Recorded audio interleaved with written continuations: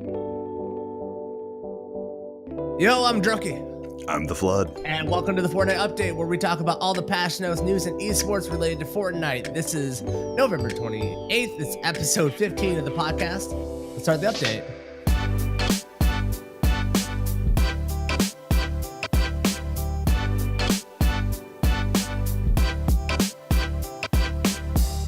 Flood, let's get into the viewer mail from last episode. Yeah. So on the previous channel's comments, we had Donovan Backus answering our question. We were asking about what would we do with a new food-based mascot, because we've already got, we've got our Burger Man. Mm-hmm. We got the Beaver King, the Tomato Head. Exactly. And we've got now the Tender Defender. The Tender Defender, baby. Which, is still kind of fitting in. We don't have a chicken shop yet, but I assume there's one coming. So what would you do next? And he suggested, to answer the question, I think that a place called Pancake Palace should be incorporated into Fortnite, because they're showing too much love to dinner foods when breakfast is the most important meal of the day. And I think Donovan is 100% spot on. I'm so down with that. I immediately loved this idea. I'm picturing like a pancake head with like two egg eyes and like the bacon mouth. Like I'm picturing like that sunny, like that smiling breakfast. Yeah. It would be so great. So you're looking vertical or horizontal. I want it like vertical, where it's like just a stack of pancakes. Like that makes that. That would work too. Yeah, and he'd have like syrup. He'd have syrup dripping down. Yes. Oh, it'd be so good. There'd be a pat of butter as his glider or something. Like it'd be so silly. Can you imagine like the butter like sliding around while you move a little bit? Like it'd be the best item ever, man. Oh, that's so smart. I love Donovan's thinking out the box, man. He's in like 2020. We're sitting over here like thinking about dinner foods. He's sitting. We were talking about tacos, like jabronis over here. When he's got breakfast food, he's a genius. So thank you so much, Donovan. We ask a question at the end of every podcast. If you want us to read your answer on air, drop it in the comment section below. If it's good enough, it might make air. Mm-hmm. But let's get into patch 6.31. Whoa. One of the best patches hand down to ever hit Fortnite. It's pretty beefy. So let's get into it. New item added to the game: the epic and legendary pump shotgun at 105 and 110 damage variances. It's available from floor loot, chests, supply drops, vending machines. What do you think about the epic and legendary pump coming? It sounds like thunder from heaven every time I shoot it, and I feel like a god. It's the best. Yeah, I'm so happy about it. It, I think, has become my favorite shotgun just for the way it sounds, and like, oh god, it's just so good. And when you're pulling it out, it's not even that loud when you go to pull it out. So like but it's very metallic. You can hear the metal sliding. I don't know what it is, man. I get goosebumps with this shotgun, like goosebumps. It's ridiculous. So let's circle back to this and talk about the buffs that came to shotguns overall before we give our full thoughts on the epic and legendary variants of the pump. Shotguns will now apply 3 pellets worth of damage if only 1 or 2 pellets hit the target. So no matter what you do, any shotgun in the game is going to do 3 pellets worth of damage from base. Yes. You've had some time to play with it in game. What do you think about this? Yeah, this is the shotgun buff that I think we've all been waiting for. Hashtag make shotguns great again. It worked, guys. It worked.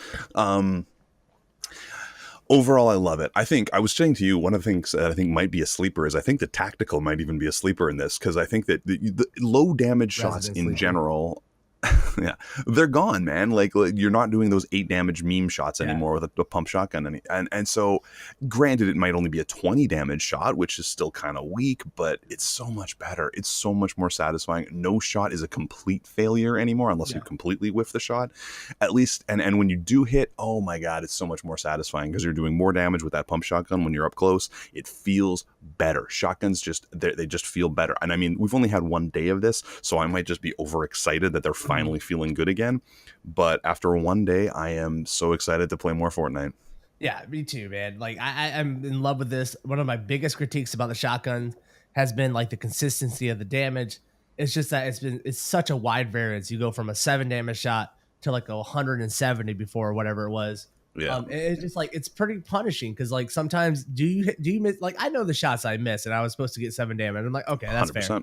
Yep. There are times where I just feel like me and the server didn't line up, and it's like the 7 damage shot just did not feel satisfying whatsoever, especially when someone has an SMG in your face, like spamming 30s, constantly with a P90. Like it just didn't feel 100%. The same, right? It didn't feel like it was worth it at that point. Like I'd rather just run a P90 almost. Like So with this going on now, dude, I feel like I'm running through people.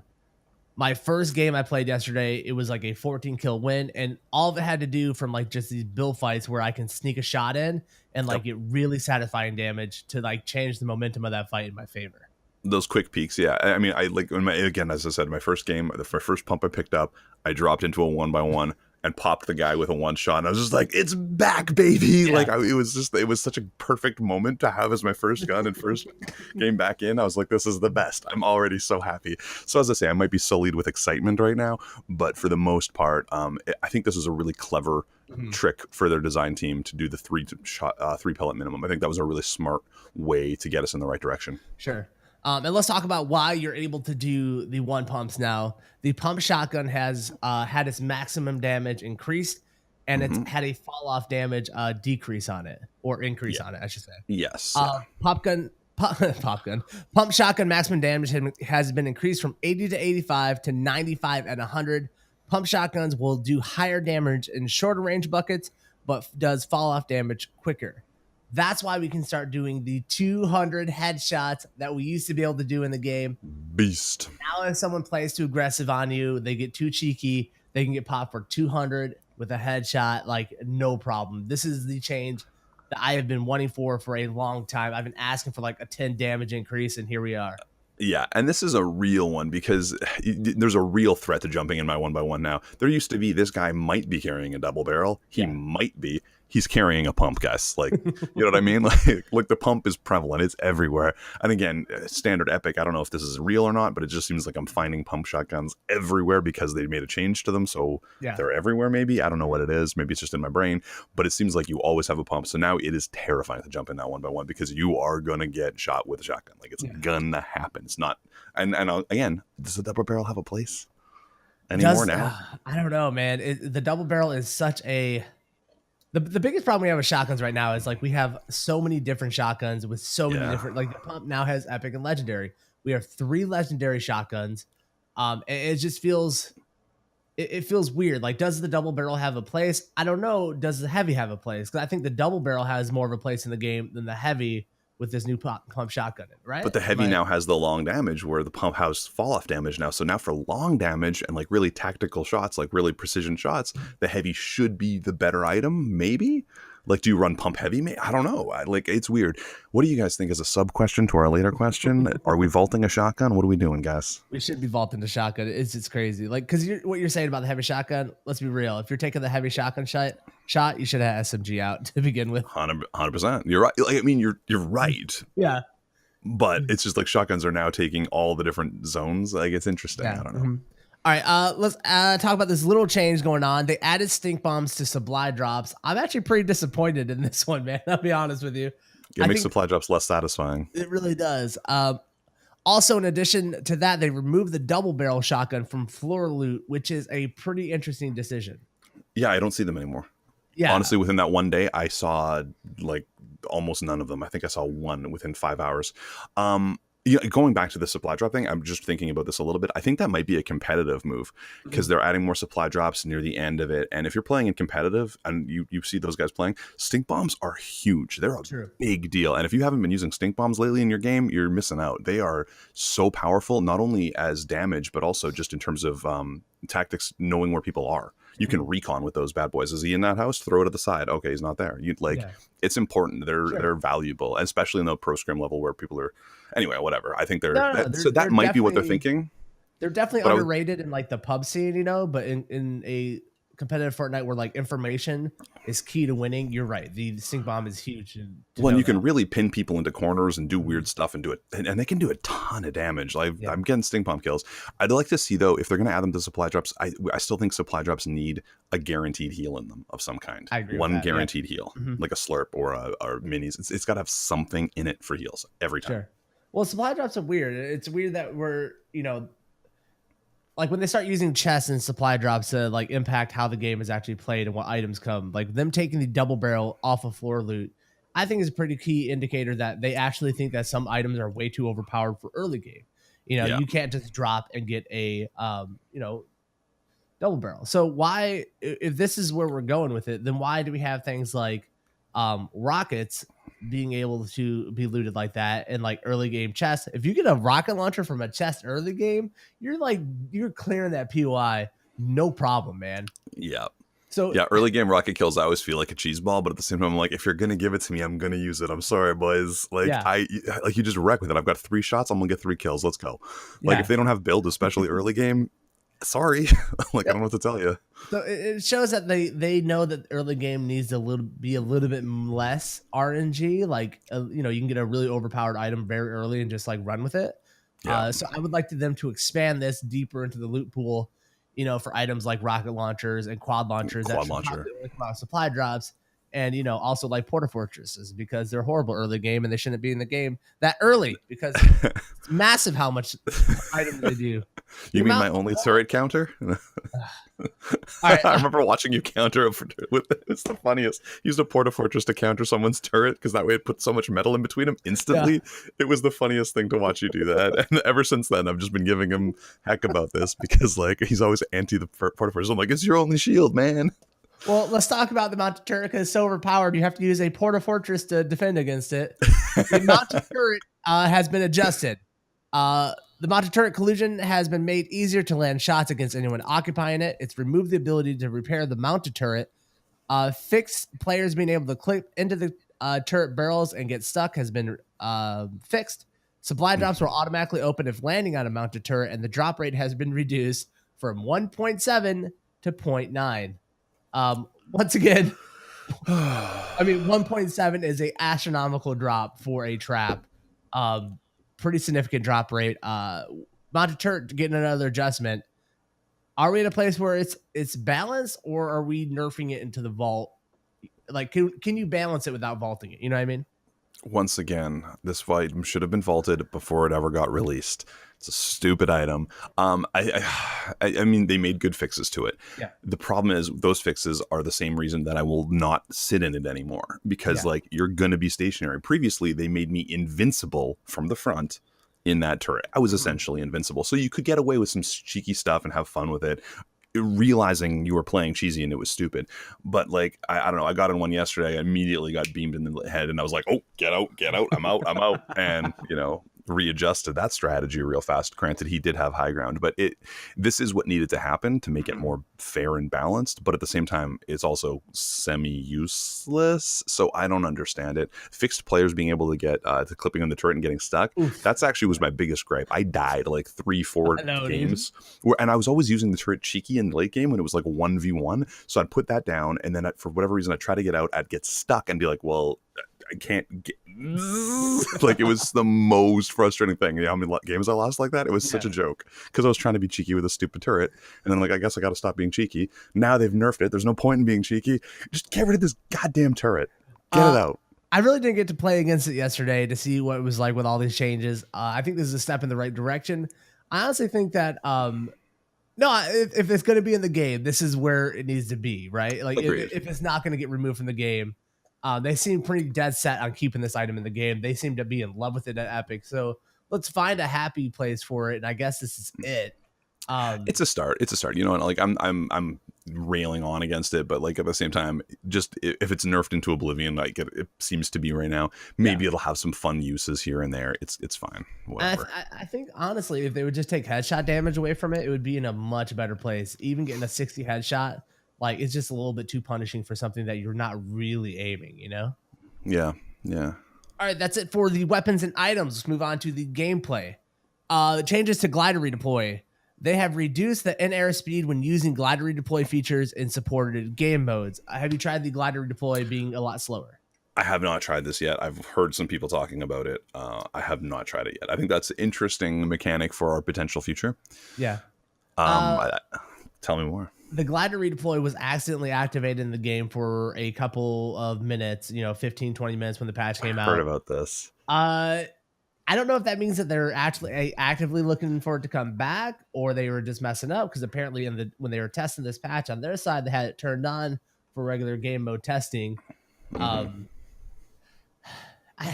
They're trying to make the glider redeploy work, right? And there's a lot of people in the pro scene who's like, this is a non-RNG mobility item that we actually want. And I kind of get that, right?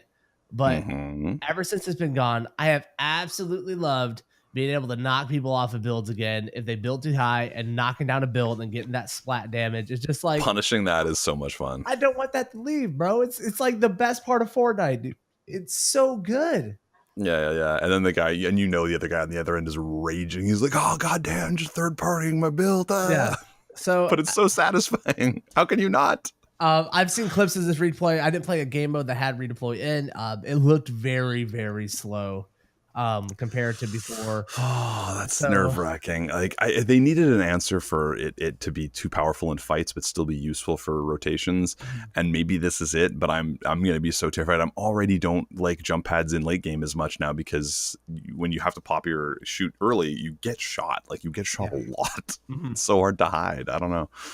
Yeah, that's the thing where like it feels like we're trying to make glider redeploy work so much that we're gonna ruin the jump pad and the fun that came from hitting a jump pad play. You know, like that's this weird balance when we try to pull and stretch to get things to like work. You know, it's a really challenging mechanic, so I get why they're struggling with this one. But I hope all the power to them. I hope they figure it out.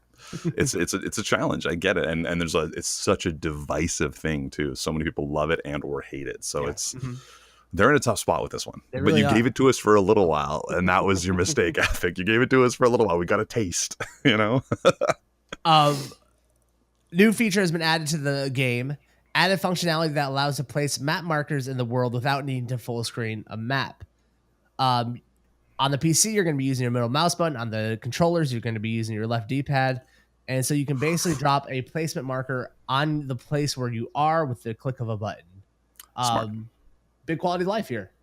Yeah, just it's a small, subtle change, but if I can be like, "Oh, hey, Drunky, there's a double barrel over here, and I know you want it," I can press the thing. You know what I mean? Or, "Hey, here's a Porta Fortress, Drunky. I just left it in this room right here, and I'll pop it down, easy peasy, because I know you want that."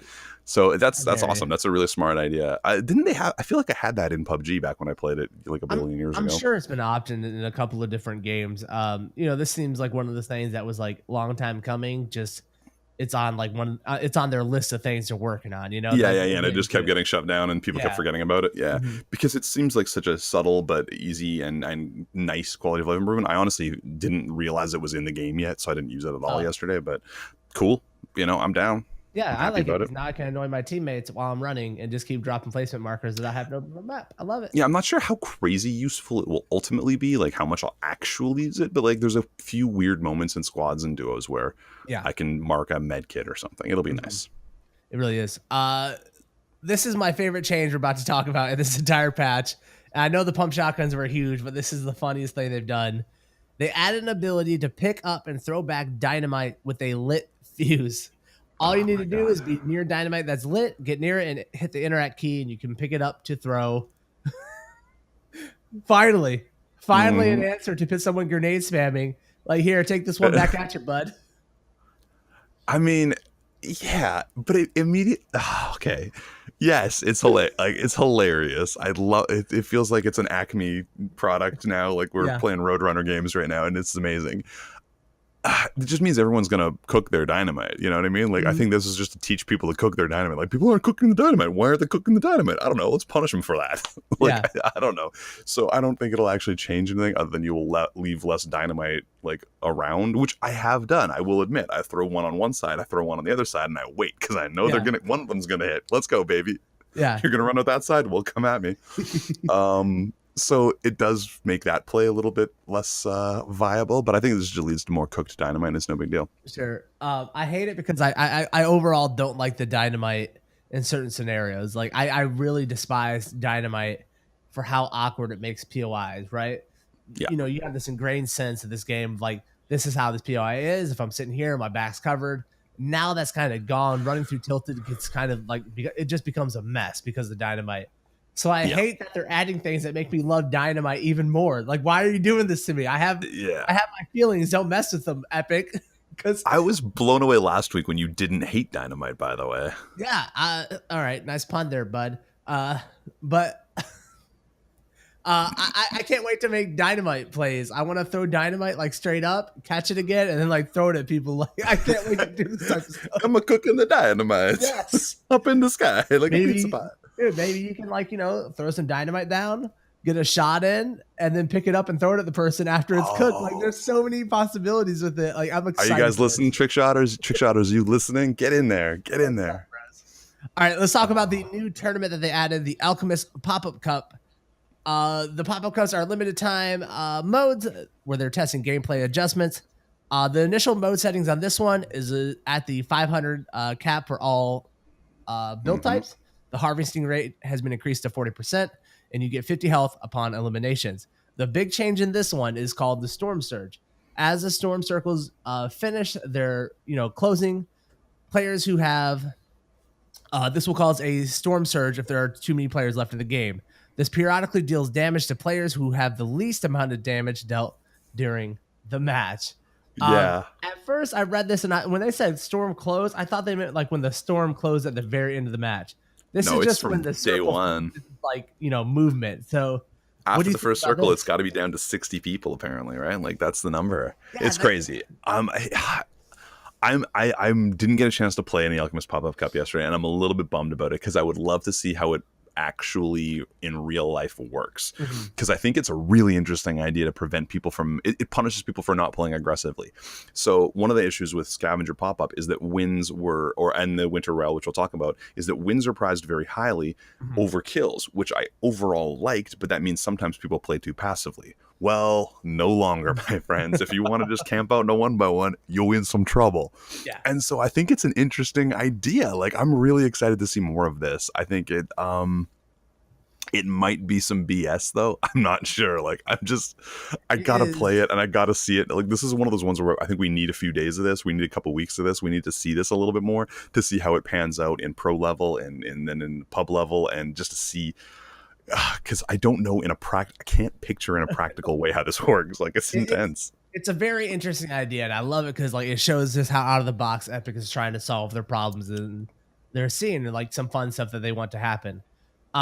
This definitely is something that's going to affect the scrim scene, not so much the pub scene. Even in these like pop-up tournaments, like getting 60 people after the first circle, it's usually down to 30, if not lower. So I can understand, not being able to know if this is a strong theory or not until we start seeing it in scrim settings. It is a big shot at the people who love to like land and farm, bro. It is a huge shot. There are a lot of people who will land at Flash Factory, Wailing Woods, the containers, just for the fact that they don't have to fight people and just farm up.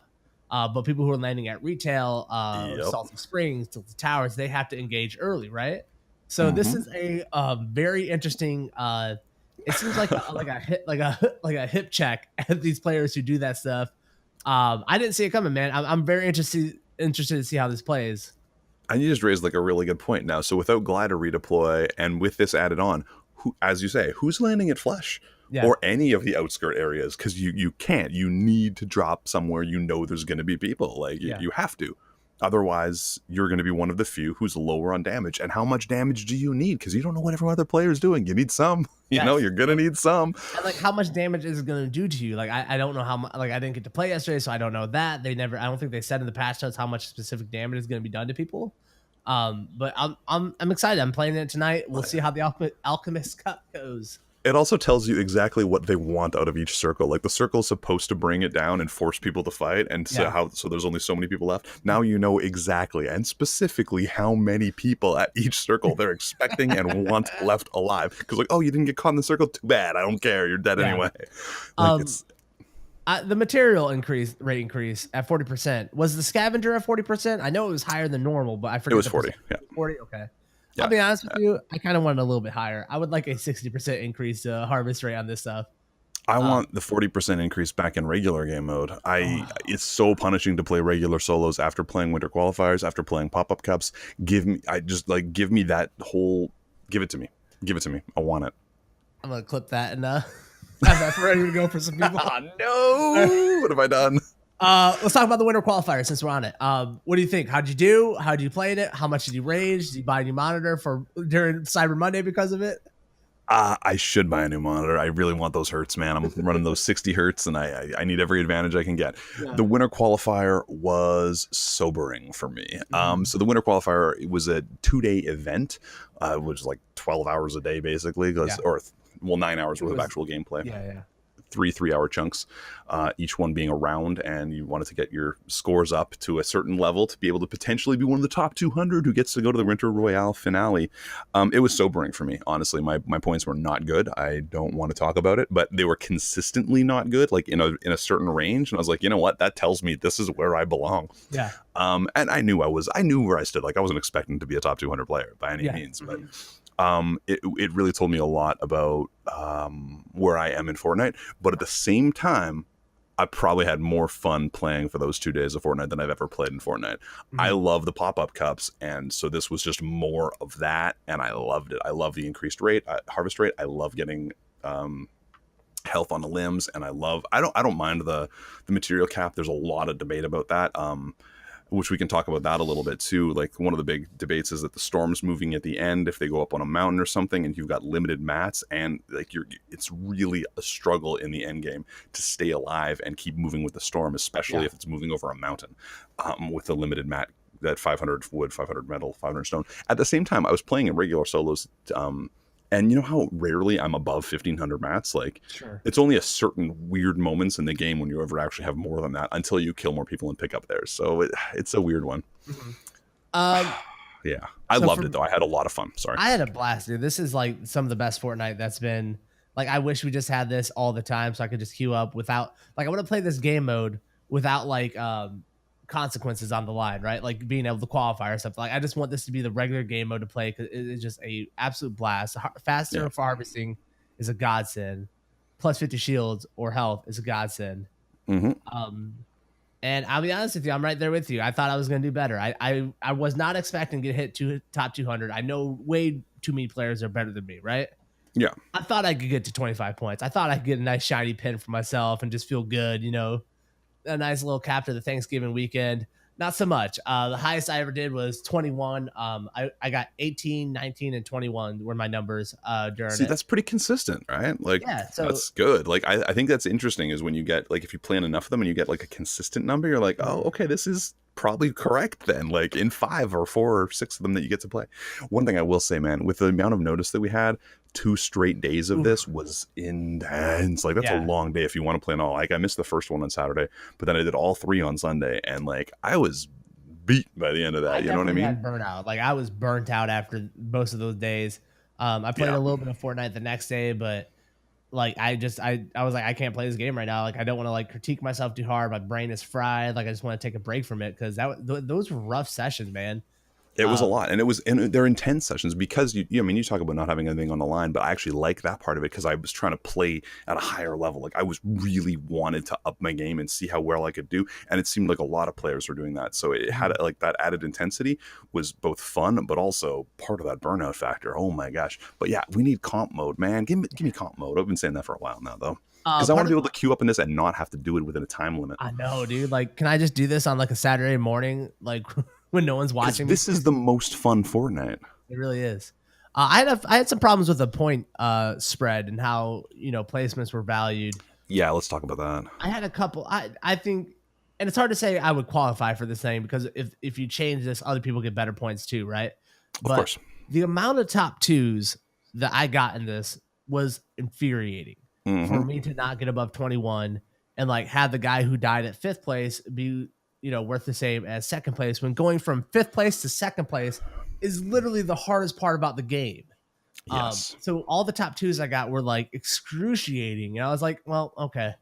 I get like, 2 more wins inside of from my top 2s, whatever. And I qualify at like whatever, at like the 28 point level, I would have that many points.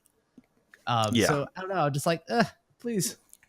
This is such an interesting debate, and you saw it with a few pros. Like, there's a few notable ones that got a lot of second places on one day or the other. I think Nick A30 had Saturday; he was tons of seconds, and then Cypher took it over for Sunday. It was just like seconds all day. Yeah. And I get that because when you enter the 1v1 situation, a lot of RNG starts to kick into play. Like, who got the circle advantage? Who got this? Like, it becomes a little bit more of coin flip almost, depending on if they're matched skill levels. But chances are at that point. You're exactly right, though. They need to widen the spread, which does ultimately just mean everyone gets more points. So the premium players still go up higher. They just had a really tight spread, which because I still think wins need to be valued proportionately the way that they were. but give someone a little second place action, maybe give someone a little third place action as well. That just means that instead of it being to rank in and actually get to the top 200, instead of being within a range of 28 to 30, it'll become a range of 35 to 42 or whatever it is. You know what I mean? Sure. And that's fine. The same people probably end up where they are, but it gets rid of a couple guys randomly getting a lucky win, and the guy who consistently gets second bumps him up a little bit. And I think that's probably ultimately better. And and here's where it really annoyed me, because the entire time, right? Like, I'm playing for late game. I've been in some skirmishes. I understand how easy it is to pick up kills in a late game situation. Like, that's where you can really rack kills up, right? Mm-hmm. But then you have all these players wearing the Stalker skins and the Angel Wings, and it's like we're 12th place, and these kids are straight W keying me, sniping me from across the map, and then hitting like the corrupted zone geysers to rush at me. I'm like, what are you doing, bro? Like, they die. I would kill the guy, and then if I didn't, but it's poor strategy. Even like it's for both of us, bro. Like, we don't have mats anymore. Everyone knows where we are. We're gonna get third party during this, so it's like there's no tactics. Yeah, they want to be like pros, right? And they want to get understandably, because it's exciting to do that. That's what you want to push for. But these kids need to understand, and these adults need to understand, that just straight W keying in this is like not going to get you into the pro scene. And that's where I think like valuing a top 2 finish, a top 3 finish more would like make people think more before straight W keying you across the map for like no reason. Yeah, and especially when they clearly set it up so that winning is the goal. You cap out at 7 kills, like you're not getting anything after that, dude. Yeah. Like, what are you after? So stop it. But which again is another issue. Maybe they need to value higher kills a little bit more. I would like to see a 3-6-9 set up for kills and make 9 worth 2 points, maybe something silly. I don't know. There's different ways to do it. That brought up something else in my head, and I instantly forgot what it was. Curses. Maybe next week, Flood. Before we get out of here, let's talk about item gifting. Item gifting has hit the Fortnite stores finally. You are allowed to purchase a gift from the item shop and gift it to somebody. You can't give away any of your existing skins to somebody. So you are going to the item shop and purchasing for people. What do you think about the item gifting? I think it was great. It's cute. It's a temporary addition, apparently. I think it was a smart not to let you give away old items, just because then it perpetuates the weird black market on Instagram of people selling their Rift Raider, like weird, or not Rift Raider, what are the Junk Raider girl or whatever it is. Like, I don't know. It's and Galaxy Raider? Skins will start. Yeah, Renegade Raider. Thank you, jeepers. Yeah. So they're just trying to not perpetuate that weird thing with the account selling, but it's nice that you can actually gift items, because again, this is a weird one. Like, I feel like that Arctic set was built on the idea that they could put something so that parents could wrap something and put it under trees for Christmas. Yeah. Same idea. If I'm, want to gift my friend Junkie something because I know he loves it, maybe I pop it in, you know what I mean? Like, it's sweet. It's nice. I don't care that much, really. But I think it's a brilliant stroke from Fortnite to drop this like right before the holidays. Oh, yeah. The timing is hilarious. Right before December. Like, you're all getting like gifted for Christmas, here you guys go, be beautiful. I love it. It's been a long time coming. I'm glad it's here. There are definitely people that I know who are like, man, I wish I could have this. I'm like, you know what, I'm doing well this month, here you go, bud, I got you. Yeah. Like, that's just it. Like, I'm saying I don't care, but like, I'm really glad, but it just seems like such a non-event, because it seems like it's almost obvious. Like, where's it been, you know what I mean? Where's it? Like, it's 100%, why not? All right, fair enough. That's going to do it for episode 15 of the Fortnite Podcast. Our question of the week: with the teleporters in Wailing Woods, we really haven't talked about them that much on the podcast. We want to see what you guys think about them. What do you guys think about the teleporters in the Wailing Woods? And do you think that mechanic should be expanded elsewhere in the map? Like porta teleports? What would that be like? What? What are you going to do with that? All right, that's going to do it for us. You can find me on twitch.tv/Drunky and my co-host twitch.tv/theflood. All right, see you guys next week. Peace.